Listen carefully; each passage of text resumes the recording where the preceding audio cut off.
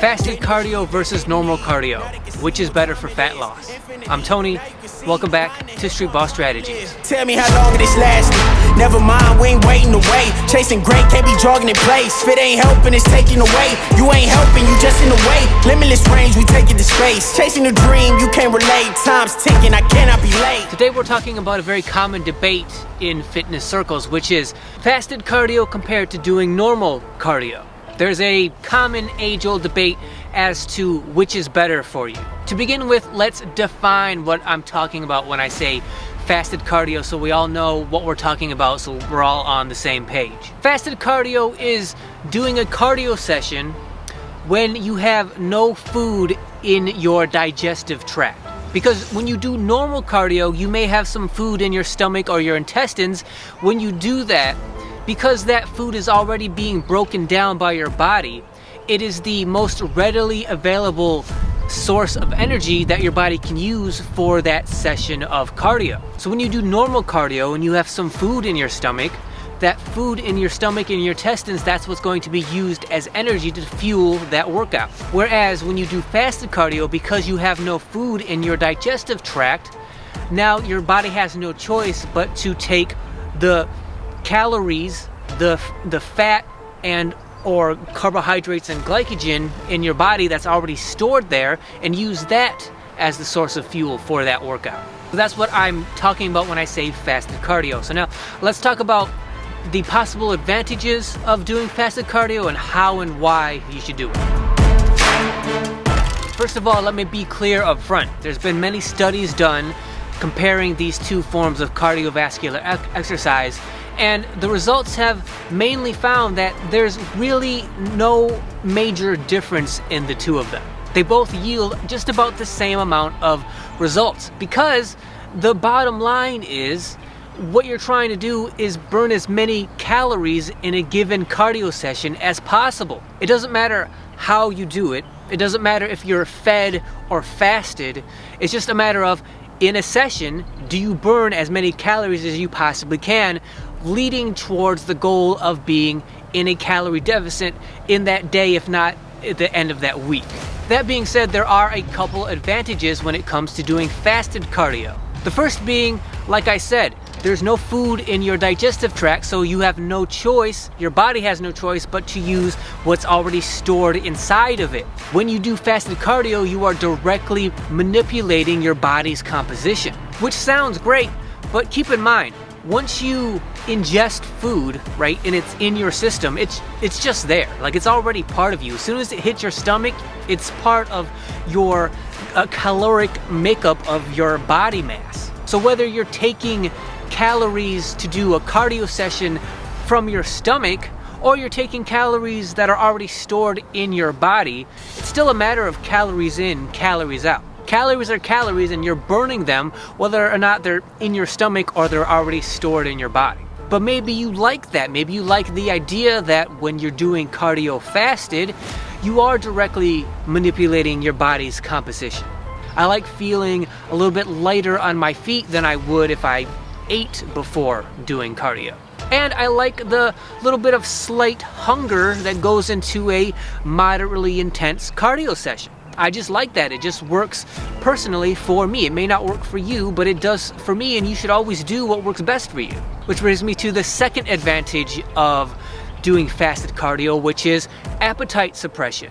For a lot of people, maybe even most people, when you exercise, you naturally suppress your appetite. So even if you're hungry, you're fasted when you start a cardio session, during that session, you're probably going to suppress your appetite while you're doing that cardio. If you're physically inactive, right, and it's been a while since you've eaten, it's easy to feel hungry, right? Because when your stomach is empty, right, it sends a hormone called ghrelin to your brain signaling that you're hungry. And if you're at school or at work or just being physically inactive, it's easy for your body to produce that hormone and then for you to feel the hunger if you're physically inactive. But once you start exercising, now your body has to prioritize what it's doing. When you're demanding energy from your body in a workout, now your body deprioritizes all of that ghrelin secretion that it was making prior to you being active, and it prioritizes over that all of the processes that your body needs in order to be physically active. So if you're like me and you do fasted cardio first thing in the morning, you may wake up and be hungry, but once you start that cardio and you get 15, 20, 25 minutes in, that hunger dissipates greatly, if not altogether, because your body has prioritized that it needs to focus on creating energy than to signal to your brain that you're hungry and your stomach is empty. And the more intense your exercise, your workout is, when you're recovering from that workout after it's over, the harder you work out, the more your body needs to recover, the longer it's going to take for that ghrelin secretion process to start again. So meaning the more your body has to recover from workout, the longer it's going to take for you to start feeling hungry again. And when you're looking to restrict how many calories you're taking in, obviously appetite suppression is a great side effect of doing fasted cardio. So now let's talk about the advantages of doing normal standard cardio. When it comes to normal cardio, the name of the game is performance. Being able to do that cardio session, that exercise session, to the best of your ability by giving full effort. For example, this is a basketball channel. If I were to play basketball while fasted, I would not have nearly as much energy as I would if I ate before a game. I know what it's like to play basketball eating a healthy meal before a game. I know what it's like to play while you're completely fasted, like 18, 16 hours fast. I know what it's like to do that, and I would much rather prefer to play on a fed stomach than a fasted stomach. I've talked about how I run in the summertime because it works best for me. Even though I don't enjoy doing it, I do it because the benefits work really well for me. And while I can and I have run on an empty stomach, I prefer to run on a fed stomach.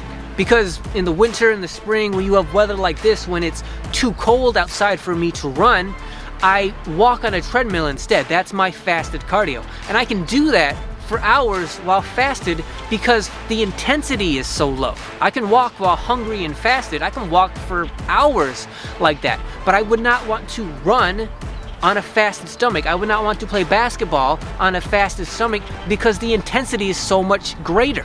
So when you do normal cardio and you have food in your digestive tract, now your body is going to be able to use that food readily to use as energy for your workout, which means that workout itself is going to be relatively easier to do than if you were fasted and hungry, which means you're going to be able to put out more effort, which means you're going to be able to burn more calories during that particular session. And keep in mind, when I say performance, I don't mean you have to be an athlete, you don't have to be playing, organized sports. If you're just trying to lose weight, if that's just your general goal and you're doing it, part of how you're doing it is through exercise, well then that makes you an athlete too. And so when you're doing whatever workout you're doing, whatever cardio session you're doing, if you're going to eat before you do it, then treat that food as fuel for that particular workout. The food you're eating should taste good. It should be satiating, right? It should be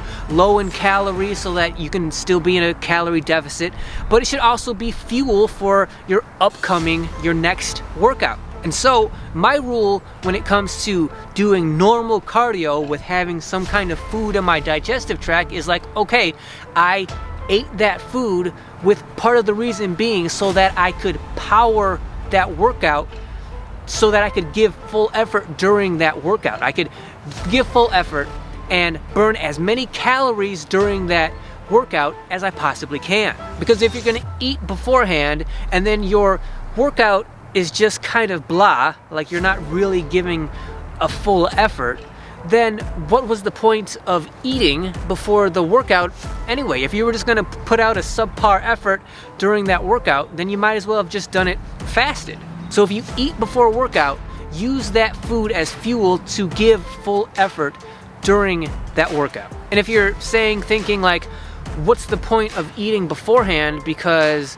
the calories I'm taking in that meal, I'm only going to be using them, burning them off in that particular workout. It kind of offsets itself. Yes, that's kind of the point. But you shouldn't only be thinking like meal to meal. So like if your dinner or whatever, if it's 800 calories that you're taking in, you shouldn't think to yourself, okay, well, in this workout session, I need to burn 800 plus calories to cancel out that meal.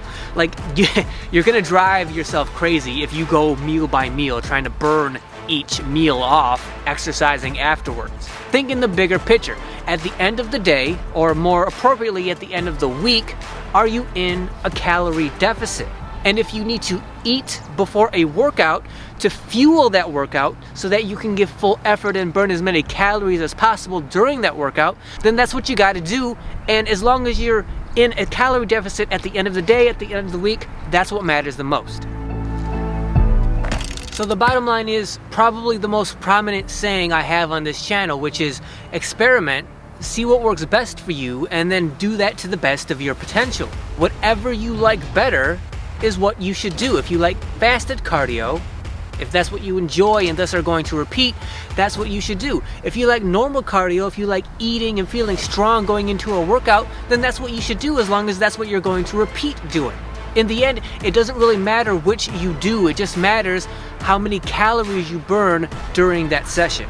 Each form has its own advantages, it's just a matter of which do you prefer. So I want to thank you guys for watching. If you liked this video, if you found it helpful, if you found it informative, if you think it's going to help you or someone else, please share that video with that person, and both of you, please subscribe to the channel. Also, make sure you hit that thanks button down below when you do. Any comments that you leave below, hopefully you do comment, let me know what you think.